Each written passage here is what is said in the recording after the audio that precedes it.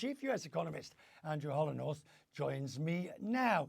How do we, Andrew, get from growth of over 3% to 2 quarters of negative growth within such a short period of time?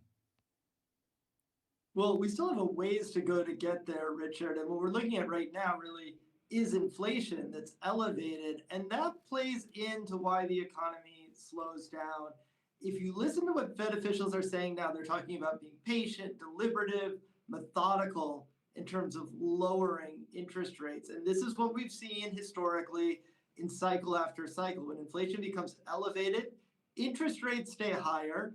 And that effective interest rate slowly but surely works its way through the economy, slows the economy, and usually leads to a recession. And we think that those same dynamics will play out again.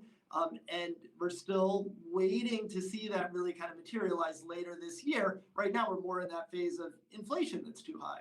All right, but that assumes then that we haven't seen the full effect of the monetary lag as a result of the pre-existing interest rate rises. In other words, if they don't do anything, the argument is that the current rate rises are baked in.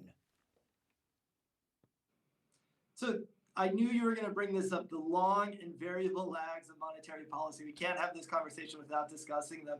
And I think what we found in this cycle is that that lag has been quite long, and that's partly because you have things like individuals, households that have 30-year fixed rate mortgages. They've locked in low interest rates. So the Fed raises the overnight interest rate, but if you're locked into that low rate mortgage, it's not really affecting you. Who is it affecting? If you're exposed to credit card debt, it's affecting you, and we're seeing those delinquencies rising. So we are starting to see some of those effects, but this is an economy that came into it somewhat insulated from higher interest rates.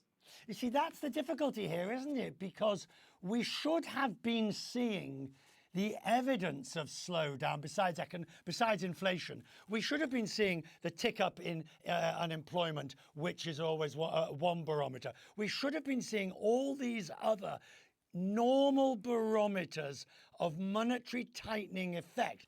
We haven't, which has led this idea to somehow the rules of the game have changed. Exactly. I don't know that they've changed. I think they're just playing out on a different time scale. And we did have a lot of confounding factors. One of the big ones was government spending, government support that helped support the economy over the last couple of years. That also led to higher inflation over the last couple of years. Now we're seeing deficits that are still large, but they're not expanding the way that they were. So that source of support will be less there. We had savings that built up, excess savings that built up, and that's still there for some households. But again, for those households exposed to credit card debt, for instance, those savings have been run through. So it really is a difficult scenario to analyze from an economic perspective. I think we'll see more of those signs as we can continue through the months here. So do you think that what might happen in the US is what we are already seeing in certain key European economies? Let's take Germany, for example, which is now responding to the ECB's rate rises, the BOE's rises in the UK. We're now seeing the UK in a, albeit shallow, recession. Is that the no landing scenario you can anticipate? Yeah, I think that is indicative of the kind of thing that we might see in the U.S. Now, the U.S. is coming into this with very strong domestic demand, and I think that's an important difference between, say, the U.S. and Germany, for instance. But as interest rates stay higher, that is putting this downward pressure on activity that should slow activity. And the fact that we have a number of countries around the world that are in technical recession, I think that should give us some pause when we're coming out there or markets are pricing that this is a soft landing scenario. For those countries that are in a technical recession, it's certainly not a soft landing. And I think that does say something about what might transpire in the U.S. Just one final quick question for you, Andrew. When you make this sort of forecast, do you ever sort of have a bit of a nervousness about it? When you start to sort of outlier to what everybody else might be saying or thinking, do you ever think, we better get this one right?